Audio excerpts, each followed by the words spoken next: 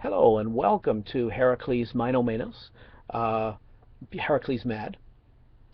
We'll be seeing a great deal more detail than we saw in these events, although you should be familiar with the events. We saw them in a more general way in um, in Apollodorus, but now we will see more detail, and we'll explore some of the philosophical nuances also um, of these events, particularly the notion of hope versus despair and the whole concept of bravery. But first, the prologue. The prologue very might seem a little stiff if you're used to the splendid, very dramatic duo acting of uh, the uh, the Sophocles plays. Sophocles changed the nature of prologues by making them scenes in their own right. But what you see here with this ponderous, lengthy background speech giving the backstory of Amphitryon is very typical of the prologues before Sophocles. Now, Euripides is coming after the time of Sophocles. They overlap, of course, but Aeschylus is the oldest of the three, and Sophocles in the middle, and Euripides the youngest.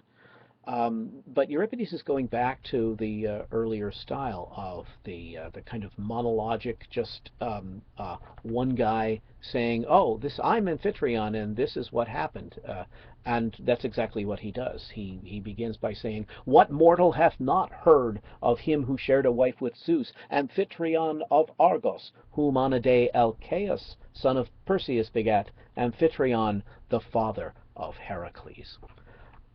So after that, he tells about how Heracles has married the princess of Crete, uh, Megara, and so Megara will be a major character in this play.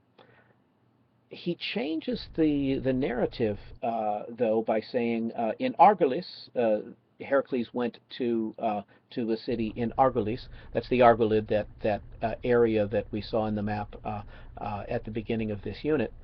And he's specifically talking about that walled town which the Cyclopes built, that is Mycenae, whence I am exiled for the slaying of Electryon.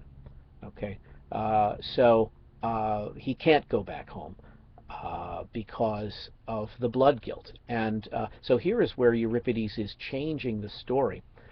Uh, Other writers have said, well, the reason for Heracles' 12 labors is to purge the blood guilt from his slaying of his children. Okay, but Euripides wants to use that event for the catastrophe of this play. Catastrophe, in the technical sense of the original meaning of the word, is the word catastrophe. The prefix kata in the beginning means downward, and strophe is the word for a line, a single line of poetry.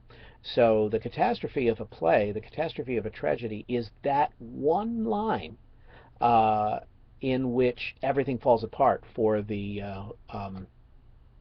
tragic hero, or at least from which there is no return. There's no going back. So the downward trend will continue. So that's the catastrophe.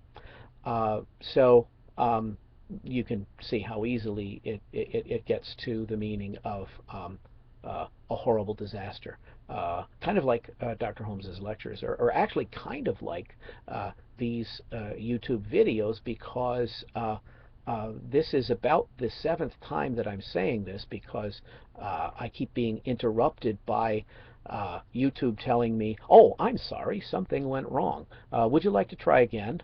Well, no, but since everything that I just did was lost, then I guess maybe I will. Okay, sorry, I'm over that now.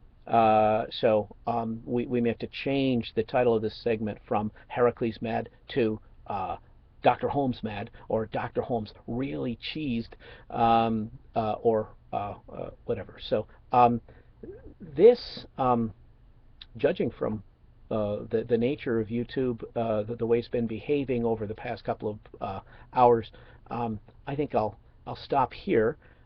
having looked at the prologue, and we'll begin again in another video.